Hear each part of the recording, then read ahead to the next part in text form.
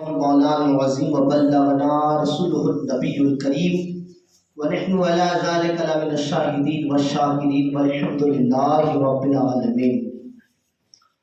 باد توحید کے متوالوں، شمع رسالت کے پروانوں، غوث اعظم کے دیوانوں، اولیاء امت کے طلبگاروں، سرور کونین سلطان الدارین جد الحسن والحسین، صبح کائنات کے شمس دوحا، شام کائنات کے بدر الدجا محمد عرب الفدا صلی اللہ تعالیٰ علیہ وسلم کی بارگاہ بکس پناہ میں عقیدت کے ساتھ محبت کے ساتھ نبی و آل نبی کی بارگاہ میں جھوم جھوم کر کے درود شریف کا نذرانہ پیش کرے پڑے بلند آواز سے اللہم صلی علی سیدنا و حبیبنا و نبینا و شفیعنا و مولانا مولانا محمد وبارک وسلم صلی علیہ الصلوۃ والسلام علیک یا رسول اللہ صلی اللہ تعالیٰ علیہ وسلم۔ میرے پیارے آقا صلی اللہ تعالیٰ علیہ وسلم کے پیارے پیارے دیوانوں، یہ مہینہ رجب المعظم کا مہینہ ہے۔ اس مہینے میں حضور سرکار غریب نواز کی یاد منائی جاتی ہے، اور کوئی ایسا مہینہ نہیں ہے، ہر مہینے میں الحمدللہ کسی نہ کسی اللہ والوں کی نسبت سے یاد کیا جاتا ہے۔ اسی مہینے میں الحمدللہ آقا دو جہاں صلی اللہ تعالیٰ علیہ وسلم کی معراج شریف ہوئی، کہہ دیجئے سبحان اللہ۔ اس لیے جتنے بھی انبیاء دنیا میں آئے، ہر انبیاء سے سوال کیا گیا کہ آپ نے خدا کو دیکھا ہے، کیا آپ نے خدا کو دیکھا ہے، کیا آپ نے خدا کو دیکھا ہے؟ ہر نبی نے یہی فرمایا، ہم نے خدا کو دیکھا نہیں ہے لیکن سنا ضرور ہے۔ لیکن جب یہی سوال میرے نبی سے کیا گیا کہ آپ نے خدا کو دیکھا ہے، تو میرے نبی نے فرمایا ہاں میں نے اپنے رب کو اپنی آنکھوں سے دیکھا ہے، اور کس شان سے دیکھا ہے۔ خود میرا رب قرآن میں فرماتا ہے ما زغل بصر وما طغی، یعنی اس شان سے میرے نبی نے اپنے رب کو دیکھا کہ میرے سرکار کی آنکھوں کی پلک چھپکی بھی نہیں، رب کو دیدار کرتا رہا۔ اور کتنے بار دیکھا معلوم ہے؟ کسی نبی نے نہیں دیکھا، کسی بندے نے خدا کو نہیں دیکھا، لیکن جب میرے نبی سے پوچھا گیا تو میرے نبی نے فرمایا ہاں میں نے اپنے رب کو 33 مرتبہ دیکھا ہے۔ تو اس مہینے میں الحمدللہ سرکار غریب نواز کی بھی یاد منائی جاتی ہے۔ تو آئیے ہم اسی سرکار غریب نواز کی بارگاہ میں حصول برکت کے لیے منقبت کا چند جیسا پڑھتے ہیں، سماعت کریں۔ تو مجھے چاہوں گا ایک مرتبہ محبت سے کہہ دیجیے سبحان اللہ۔ الحمدللہ مختصر انداز میں آج کے عنوان میں ایسا بیان کروں گا جس میں سرکار غریب نواز کا بھی ذکر ہو جائے گا اور ہماری اصلاح بھی ہو جائے گی۔ محبت سے کہہ دیجیے سبحان اللہ۔ شاعر فرماتے ہیں سونے کا کلسا نورانی جالی، سونے کا کلسا نورانی جالی، خواجہ کی شان نرالی، خواجہ کی شان نرالی، شاہو گدا ہے در کے سوالی، شاہو گدا خواجہ کی شان نرالی، خواجہ کی شان نرالی، سبت نبی اولاد علی ہو، سنجاری چشتی ہندل ولی ہو، سنجاری چشتی ہندل ولی ہو، اس کی قسمت کا تارا، اس کی قسمت کا تارا پل بھر میں چمکا خواجہ، اس کی قسمت کا تارا چشمے کرم جس پہ ڈالی، خواجہ کی شان نرالی، رنج و علم کا حال سنانے آئے ہیں ہم سب بگڑی بنانے،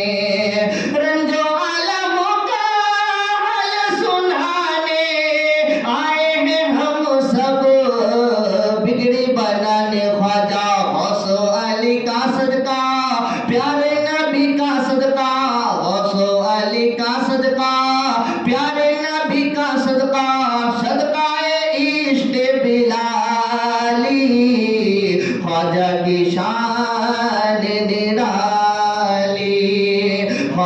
کی شان نرالی. ایک بہت مشہور و معروف کرامت حضور سرکار غریب نواز نے دکھائی جو بچہ بھی جانتے ہیں کہ آنا ساگر کو میرے خواجہ نے ایک پیالے میں لے لیا. تو اس لیے میرے دوستوں بزرگوں کہ اب حضور سرکار غریب نواز کی اگر بات کریں تو حضور سرکار غریب نواز جو ہے میرے حسین کے بیٹے کے بیٹے کے بیٹے غریب نواز ہیں. لیکن جب حسین کے بیٹے کے بیٹے کے بیٹے کا یہ عالم ہے کہ پورے آنا ساگر کو ایک پیالے میں لے لیا تو دنیا آج تک یہ سمجھ نہیں پا رہی ہے کہ حضور سرکار امام حسین کے بیٹے علی اصغر کو امام حسین نے ہواؤں میں کیوں رکھا. حالانکہ جب ہم بزرگوں کی سیرت کو سمجھیں گے، جب عشق رسول میں ہم جئیں گے، پھر ہمیں پتا چلے گا کہ واقعی امام حسین کربلا میں پانی کے لیے ترس نہیں رہے تھے بلکہ خود پانی حسین کے لیے ترس رہے تھے. کیونکہ امام حسین رضی اللہ تعالی عنہ نے اسلام کو بچایا اور سرکار غریب نواز نے اسلام کو پھیلایا. پھیلانا اور ہے اور بچانا اور ہے. تو پھیلانے والے کو کرامت کہتے ہیں اور بچانے والوں کو استقامت کہتے ہیں. تو حسین نے اسلام کو بچایا. یہی وجہ ہے کہ جب یزیدیوں نے حسین کے لیے پانی بند کر دیا گیا اور یزیدی کی طرف سے جب تیر کی بارش ہونے لگی تو میرے حسین نے علی اصغر کو نہ زمین پہ رکھا نہ آسمان پہ رکھا بلکہ ہواؤں میں رکھا. کیوں؟ اس لیے کہ حالانکہ حقیقت تو یہ ہے کہ حسین اگر اپنے پیر کی انگلی زمین پر ٹھوکر مار دے تو زمین اپنے سینے کو چیر کر حسین کے لبوں تک پانی پہنچاتی ہے. یہی وجہ ہے کہ عباس علمدار نے جب نہر فرات کے اندر جب اپنے پانی پینے کے لیے ہاتھ میں لیا اور علی اصغر کو یاد آ گیا، بی بی سکینہ کو یاد آ گیا، تو امام عباس علمدار نے امام حسین کے اولاد بھائی بھتیجے بھانجے کی یاد میں جو ہے آپ نے اس پانی کو نہیں پیا بلکہ اسی نہر فرات میں ڈال دیا. اب آپ نے دیکھا ہے کہ جب پانی بہتے ہوئے پانی میں ڈال دیا جاتا ہے وہ تو پانی بہہ کر چلا جاتا ہے، لیکن کیفیت یہ تھی کہ وہ پانی نہ بہا بلکہ وہ پانی اسی جگہ پہ ٹھہر گیا اور وہ پانی رب کی بارگاہ میں عرض کرنے لگا، میرے مولا عباس علمدار نے مجھے کیوں نہیں پیا، مجھ سے کون ایسی خطا ہو گئی. تو میرے دوستو بزرگوں، تو اس لیے علی اصغر کو میرے حسین نے ہواؤں میں رکھا. اس لیے شاعر کہتے ہیں کہ پیاس کا عالم ہوٹ بھی کھولے ہاتھ میں جھولے، اصغر یہ بولے بابا اب کر دو قربان میری ننھی سے یہ جان، دل ہے بےتاب اب تیرے کھانے کے لیے. تو میرے دوستو بزرگوں، تو کرامت دکھانا اور ہے اور اسلام کو بچانا اور ہے. تو امام حسین نے اسلام کو بچایا. اگر کرامت دکھانے کی بات آتی تو حسین صرف اپنے ذہن میں گمان بھی کر لیتے تو پانی لبے حسین تک پہنچ جاتے.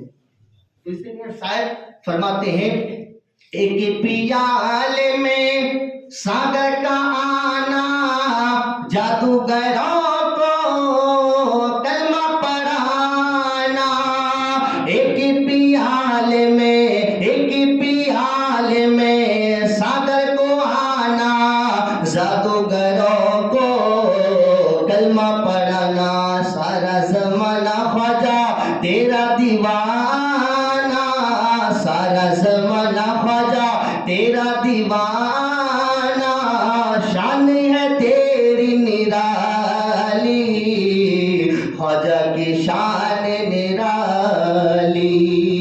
سونے کا کلسا نوران جالی خواجہ کی شان نرالی. داستان غم خواجہ اس لیے سنانا ہے، آپ کا مدینے میں روز آنا جانا ہے، پھر خواجہ مدینے والے ہیں. خواجہ رسول پاک کی آنکھوں کی روشنی، خواجہ سے پیار کرتے ہیں مشکل کشا علی، خواجہ سے پیار کرتے ہیں مشکل کشا علی، خواجہ سے پیار کرتے ہیں مشکل کشا علی. ہندوستان میں آ کے وہ تبلیغ دین کی، ہندوستان میں آ کے وہ تبلیغ دین کی، خواجہ کے دم سے مل گئی ایمان کی روشنی، خواجہ کے دم سے مل گئی ایمان کی روشنی، خواجہ کے دم سے مل گئی ایمان کی روشنی، خواجہ کے دم سے مل گئی ایمان کی روشنی۔ دن ہے نماز جیسا دعا جیسی رات ہے، دن ہے نماز جیسا دعا جیسی رات ہے، اجمیر کی ہواؤں میں مدینے کی بات ہے، اجمیر کی فضاؤں میں مدینے کی بات ہے۔ میرے پیارے آقا صلی اللہ تعالی علیہ وسلم کے پیارے دیوانوں، آئیے کلام پاک میں رب کائنات ارشاد فرماتا ہے والتین والزیتون وطور سینین وہذا البلد الامین، یعنی قسم ہے انجیل کی اور زیتون کی اور مقام طور کے سینا کی۔ اور پھر اللہ فرماتا ہے والتین والزیتون وطور سینین وہذا البلد الامین، اور آمان والے شہر کی، یعنی شہر مکہ کی۔ اللہ پہلے قسم فرما رہا ہے، قسم ہے انجیل کی اور زیتون کی، اور پھر اللہ آگے کیا فرماتا ہے لقد خلقنا الانسان فی احسن تقویم، یقیناً ہم نے انسان کو خوبصورت سانچے میں پیدا فرمایا۔ دیکھیے اللہ پہلے قسم فرما رہا ہے، اور قسم فرما کر میرا رب اپنے بندوں کو ایک پیغام دینا چاہتا ہے کہ اے میرے بندو، میں نے تمہیں خوبصورت بنایا۔ کتنا خوبصورت بنایا، کتنا خوبصورت بنایا۔ حق تو یہ ہے کہ میرے رب نے انسان کو حور و گلما سے بھی زیادہ خوبصورت بنایا، حور و گلما سے بھی۔ آپ یہ سمجھیے رب کائنات نے 18,000 مخلوقات کو پیدا فرمایا، لیکن 18,000 مخلوقات میں اگر سب سے زیادہ اگر اللہ نے اگر کسی کو خوبصورت بنایا تو وہ اس انسان کو پیدا فرمایا۔ اب بتائیے اللہ نے ہمیں کتنا خوبصورت بنایا، کتنا خوبصورت بنایا۔ تو میرے دوستو بزرگوں، اللہ تبارک و تعالیٰ نے کائنات کو بنایا اپنی مرضی سے، فرشتوں کو پیدا کیا اپنی مرضی سے، زمین و آسمان کو بنایا اپنی مرضی سے، لیکن جب اللہ انسان کو پیدا کرنا چاہا تو پیدا کرنے سے پہلے اللہ فرشتوں سے فرمایا انی جاعل فی الارض خلیفہ، اے میرے فرشتوں بتاؤ میں زمین پر اپنا نائب بنانا چاہتا ہوں۔ تو پتا چلا، اور اس سے یہ بھی ثابت ہوتا ہے کہ جب کوئی کام کرے تو کسی سے مشورہ لے لیا کرے۔ مشورہ لینے سے کیا ہوتا ہے، یعنی انسان کی اصلاح ہو جاتی ہے اور وہ اس کام میں وہ دھوکہ نہیں ہوتا۔ اور کسی سے مشورہ لینا یہ میرے خدا کی سنت ہے۔ تو اللہ تبارک و تعالیٰ نے کیا فرمایا، میں زمین پر میں انسان کو پیدا کرنا چاہتا ہوں، انسان کو بنانا چاہتا ہوں۔ تو اللہ تبارک و تعالیٰ کی بارگاہ میں فرشتوں نے عرض کیا میرے مولا تو انسان کو پیدا کرے گا، کیا کرنے پیدا کرے گا؟ انسان دنیا میں آئیں گے، فتنہ کریں گے، فساد کریں گے، آپس میں لڑائی کریں گے، سکینہ رکھے گا، تعصبیت ہوتی ہے ایک دوسرے کے دلوں میں۔ تو پتا چلا کہ فرشتے بھی جانتے تھے کہ انسان کے اندر یہ خوبی پائی جائے گی۔ تو اور اگر تو انسان کو تیری عبادت کرنے کے لیے پیدا کرنا چاہتا ہے تو ہم تیرے فرشتے ہیں اور تیری بارگاہ میں ہم عبادت کر رہے ہیں، کیا ضرورت ہے؟ تو اللہ نے فرمایا فرشتوں میں جو جانتا ہوں وہ تم نہیں جانتے۔ تو میرے پیارے آقا صلی اللہ تعالیٰ علیہ وسلم کے پیارے دیوانوں، تو اللہ تبارک و تعالیٰ نے جب انسان کو پیدا کرنا چاہا تو سب سے پہلے اللہ نے آدم علیہ السلام کے جسم کو بنایا۔ کہتے ہیں سبحان اللہ، آدم علیہ السلام کے جسم کو بنایا۔ یعنی جب آدم علیہ السلام کے جسم بن گئے، آنکھ بن گئی، ہاتھ بن گئے، جسم کے سارے اعضاء بن گئے، اللہ نے آدم کے جسم کو بنا تو لیا، لیکن جب آدم کی آنکھ کو اللہ نے بنایا لیکن وہ آنکھ دیکھ نہیں سکتی، ہاتھ تو بن گیا لیکن اس ہاتھ کے اندر پکڑنے کی صلاحیت نہیں رہی، پیر تو بن گیا لیکن پیروں میں چلنے کی طاقت نہیں رہی، زبان تو بن گئی لیکن زبان کے اندر بولنے کی طاقت نہیں رہی۔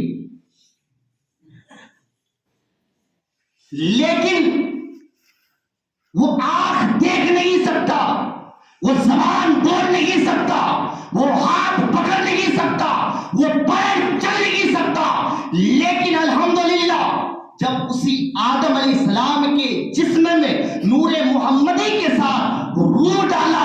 وہ آنکھ جو دیکھ نہیں سکتا تھا دیکھنے لگا, وہ زبان جو بول نہیں سکتا تھا بولنے لگا, وہ ہاتھ جس کے اندر پکڑنے کی صلاحیت نہیں رہی اب وہ پکڑنے کی صلاحیت ہو گئی, وہ پیر جو چل نہیں سکتا تھا اب چلنے کی طاقت و قوت پیدا ہو گئی.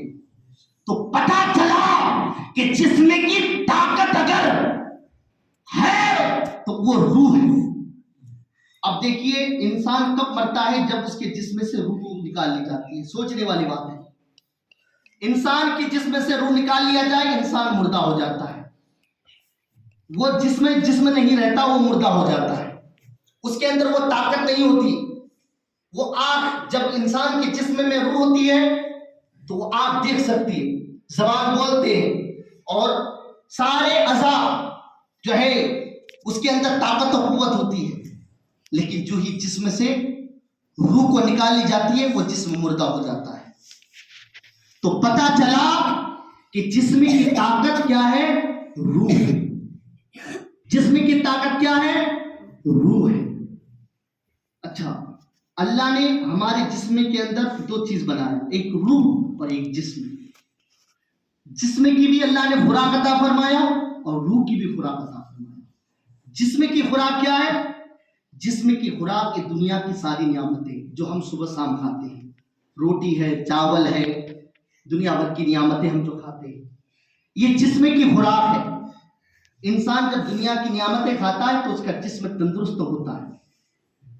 تو اسی طریقے سے جس طریقے سے اللہ نے جسم کی خوراک عطا فرمایا اسی طریقے سے اللہ نے روح کی بھی خوراک عطا فرمایا. اب روح کی خوراک کیا ہے؟ روح کی خوراک ہے اللہ کی عبادت کرنا. کہہ دیجیے سبحان اللہ. روح کی خوراک کیا ہے؟ ظہر, فجر, عصر, مغرب, عشاء, یہ روح کی خوراک ہے. قرآن کی تلاوت کرنا یہ روح کی خوراک ہے. زکات دینا یہ روح کی خوراک ہے. حج کرنا یہ روح کی خوراک ہے. اسی طریقے سے اللہ کی عبادت کرنا, ذکر الہی میں اپنی زندگی کو بسر کرنا یہ روح کی خوراک ہے. تو روح کی خوراک کیا ہے؟ اللہ کی عبادت کرنا. لیکن آپ اپنے آپ کو جھانک کر کے دیکھیے, آپ اپنے آپ کو سمجھیے کہ آج ہم نے جسم کی خوراک کے لیے ساری نعمتیں کھا رہے ہیں, لیکن اللہ نے روح کی جو خوراک عطا فرمایا کیا کبھی ہم نے اس خوراک کے بارے میں کبھی ہم نے تصور کیا, کبھی ہم نے سوچا ہے؟ اچھا, انسان اگر دنیا کی نعمت نہیں کھائے گا تو اس کا جسم کمزور ہو جائے گا. تو اسی طریقے سے اگر انسان اللہ کی عبادت کرنا چھوڑ دے گا تو پھر اس انسان کی جو روح ہے وہ کمزور ہو جاتی ہے. حق تو یہ ہے کہ اس کی روح جو ہے مردہ ہو جاتی ہے. آج ہم نے اللہ کی عبادت کو چھوڑ کر ہم نے اپنی روح کو مردہ کر دیا ہے, کمزور کر دیا ہے. یہی وجہ ہے کہ آج ہماری زبان میں وہ تاثیر نہیں رہی, آج ہماری زبان میں وہ بولنے کی وہ طاقت اور قوت نہیں رہی. یہی وجہ ہے کہ آج جب ہم اپنے اولاد کو, اپنے پریوار کو, اپنے بیوی کو, اپنے بچوں کو جب ہم کوئی نصیحت کرتے ہیں تو یہ نصیحت, یہ وصیت نہ اولاد پر اثر ہوتا ہے, نہ ماں باپ پر اثر ہوتا ہے, نہ اپنے پریوار پر اثر ہوتا ہے. کیوں نہیں ہوتا؟ اس لیے نہیں ہوتا کیونکہ ہم نے اپنی روح کو مردہ کر رکھا ہے, ہم نے اپنی روح کو کمزور کر رکھا ہے. آؤ اولیاء اللہ کی زندگی کو دیکھو, آؤ غوث اعظم کی زندگی کو دیکھو. غوث اعظم نے بھی اپنی زندگی کو بشر کیا, لیکن دنیا کی نعمتوں کو چھوڑ کر, دنیا کی دنیاوی زندگی کو چھوڑ کر اس نے راہ خدا میں اپنی زندگی کو وقف کر دیا. غوث اعظم نے رب کی ایسی عبادت کی اور ایسی عبادت کی, تاریخوں سے ملتا ہے کہ سرکار غوث اعظم نے رب کی بارگاہ میں رب کو راضی کرنے کے لیے, رب کی بلندی حاصل کرنے کے لیے, اللہ کا قرب حاصل کرنے کے لیے آپ نے 33 سال تک کھانا نہیں کھایا. کیا کھا کر کے اپنی زندگی کو بسر کیا؟ جنگل کی پتوں کو کھا کر اپنی زندگی کو بسر کیا.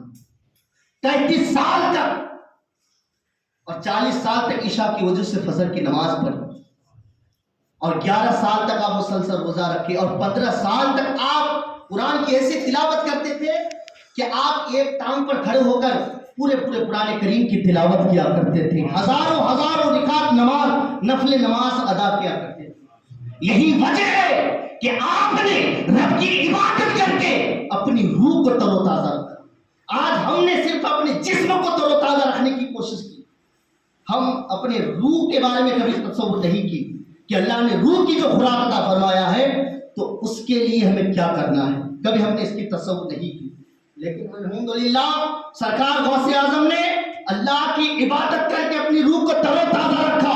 اب غوث اعظم کی فرمان سن لو، میرے غوث فرماتے ہیں اللہ نے مجھے وہ مقام عطا فرمایا، وہ رفعت بخشی ہے کہ اگر کوئی میرا نام لینا چاہے تو میری اجازت کے بغیر نہیں لے سکتا۔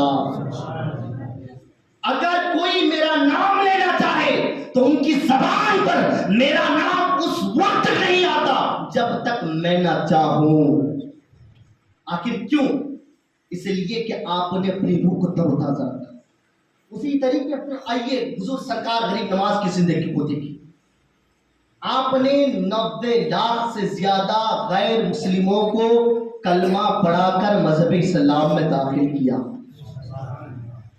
آپ کبھی بھی کسی بھی تاریخ میں آپ کو یہ نہیں ملے گا کہ حضور سرکار غریب نواز نے کسی پر ظلم کیا۔ آپ نے کبھی سنا ہے کیا آپ نے ہزاروں لاکھوں کی لشکروں کو لے کر آیا اور لوگوں پر ظلم کیا، جنگ ہوئی؟ کچھ نہیں۔ کیا آپ تلوار لے کر کے آئے تھے؟ نہیں۔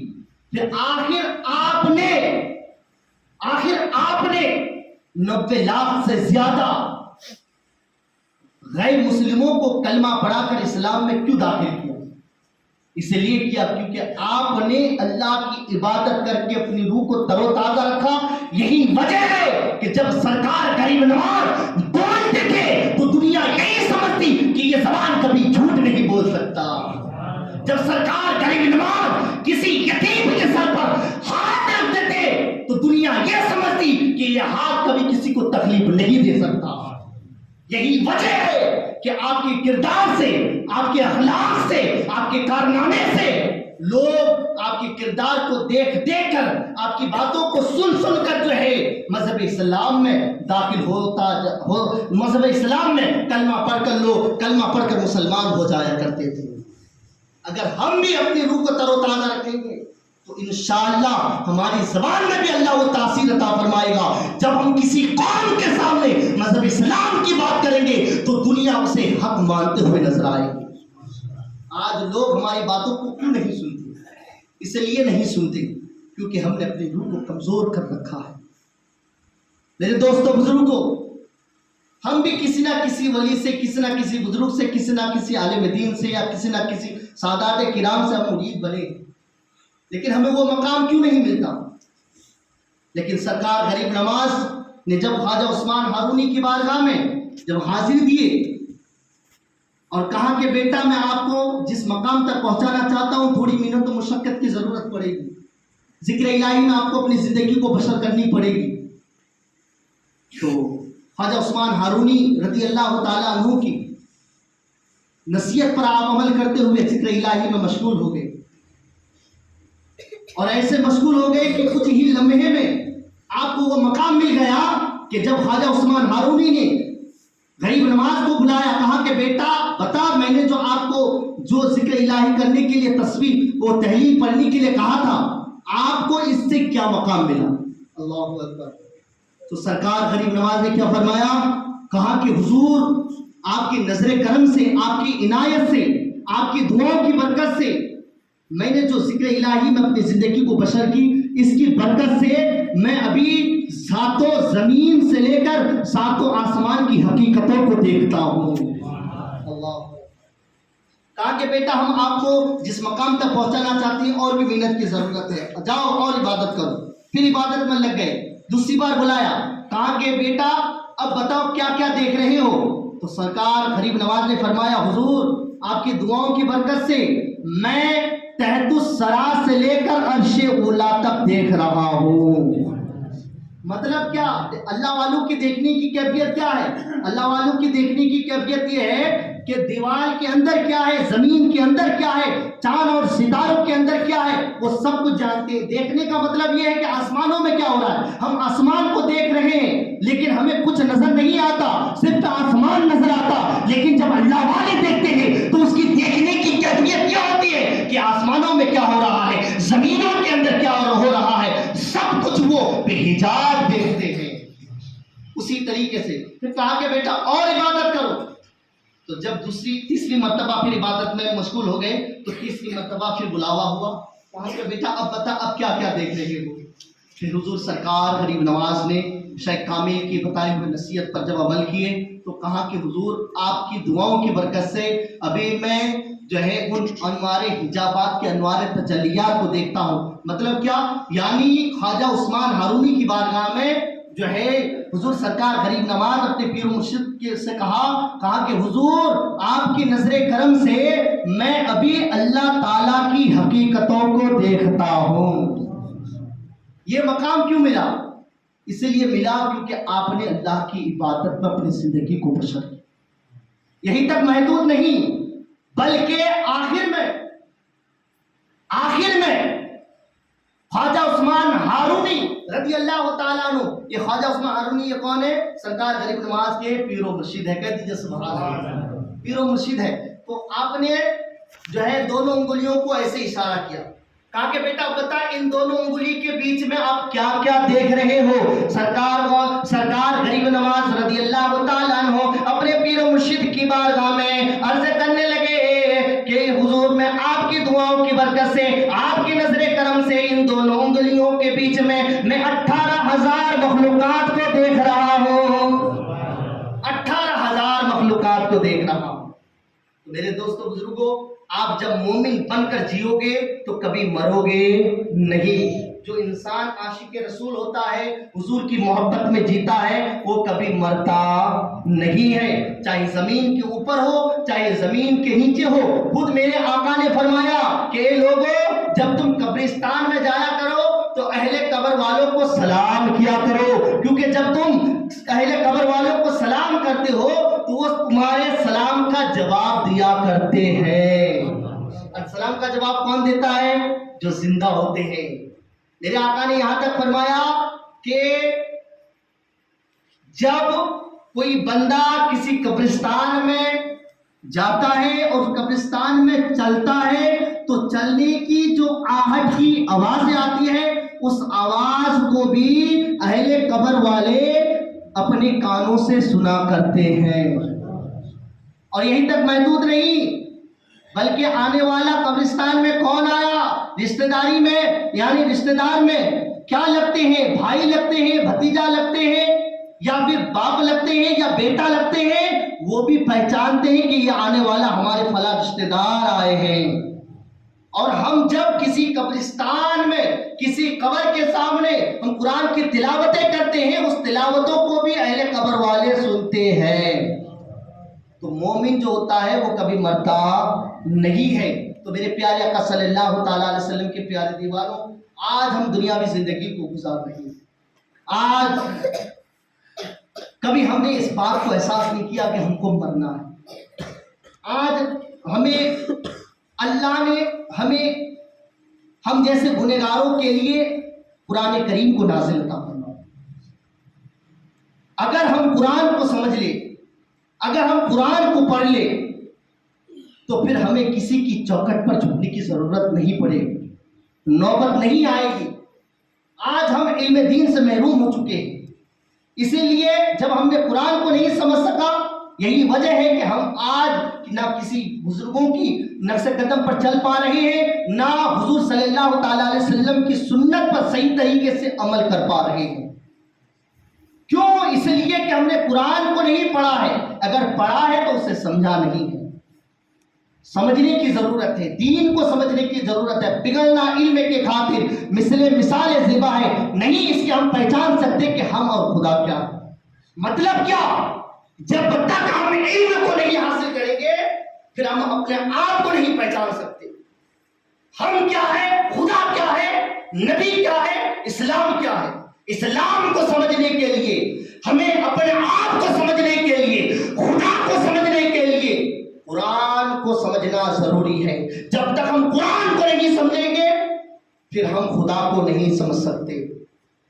میں آخری بات آپ کو بتا دوں, اس سے آپ کا ایمان بھی تازہ ہو جائے گا اور الحمدللہ ہمیں پتہ بھی چل جائے گا کہ قرآن میں اللہ نے کیا کیا نہیں فرمایا. کوئی ایسی چیز نہیں, کوئی ایسی بات نہیں کہ جس میں اللہ نے قرآن کے اندر نہیں بیان فرمایا. جب اللہ کے رسول صلی اللہ تعالی علیہ وسلم کی شان میں گستاخیاں کرنے لگے, یعنی علم غیب پر انکار کرنے لگے, علم غیب پر چین گویا کرنے لگے, تو حضرت علی رضی اللہ تعالی عنہ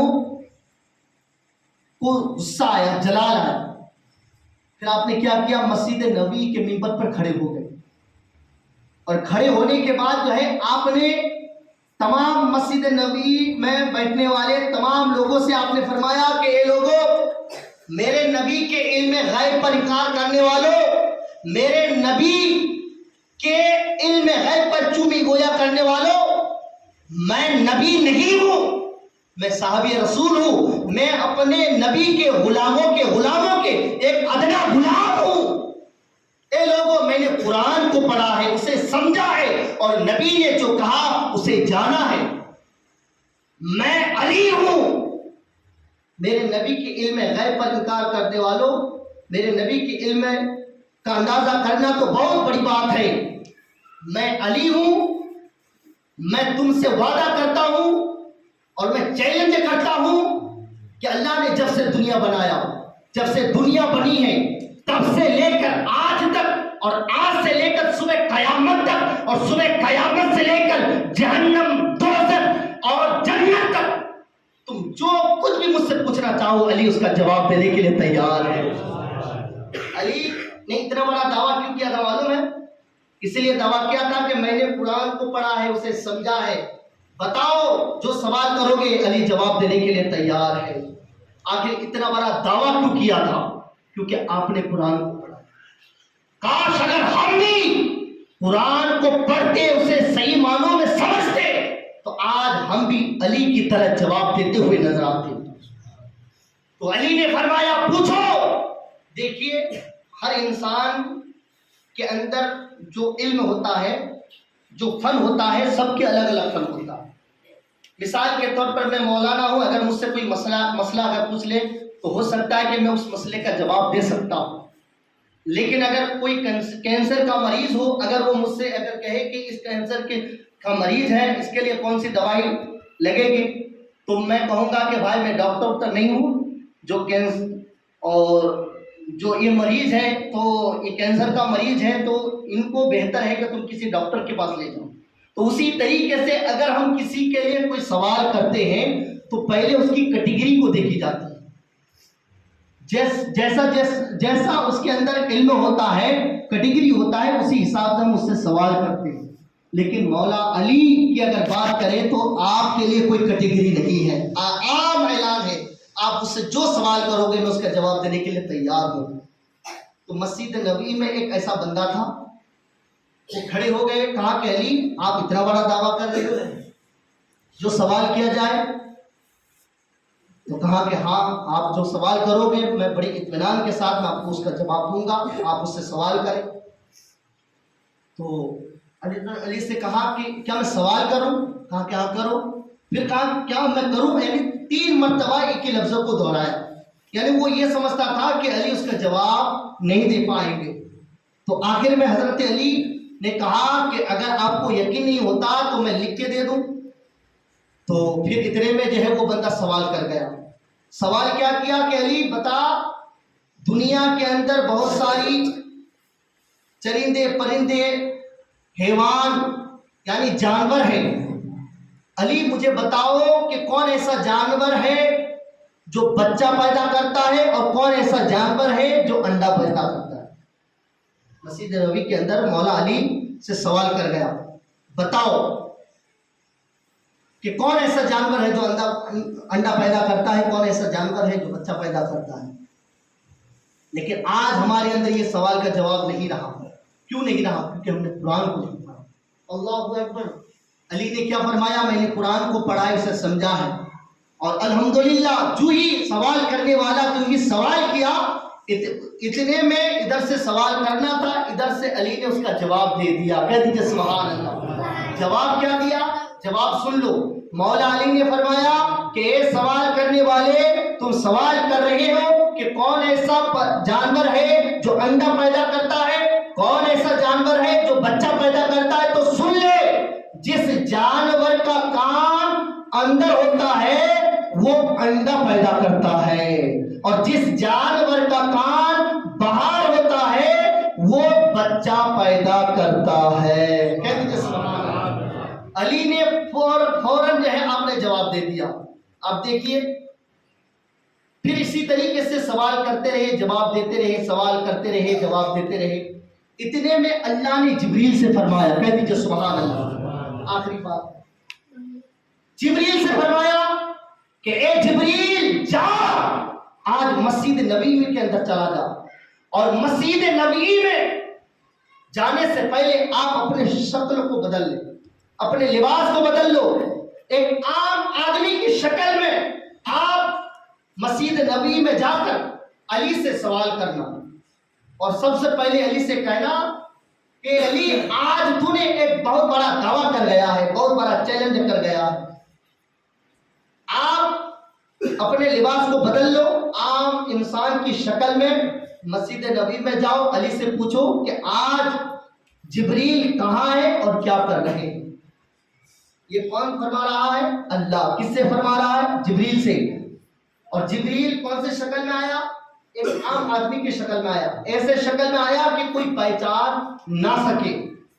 تو اتنے میں اللہ کے حکم سے جبریل مسجد نبوی میں تشریف لائے اور علی کے سامنے کھڑے ہو گئے، اور علی سے فرمایا علی آج تم نے بہت بڑا چیلنج کیا ہے، بہت بڑا دعویٰ کیا ہے، میں آپ سے ایک سوال کرنا چاہتا ہوں. علی نے فرمایا کرو. تو مولا علی کے سامنے جبریل علیہ السلام جو ہے فرمایا، کہا کہ علی بتا کہ آج جبریل کہاں ہے اور کیا کر رہے ہیں. اللہ اکبر.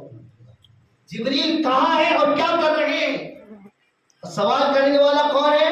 جبریل ہی ہے، لیکن آپ ایسے شکل میں آئے کہ آپ کو پہچان نہ سکا، لوگوں نے پہچان نہ سکا، کیونکہ آپ نے اپنے لباس کو بدل چکا تھا. تو وہی جبریل علی سے عرض کرتے ہیں علی بتا آج جبریل کہاں ہے اور کیا کر رہے ہیں.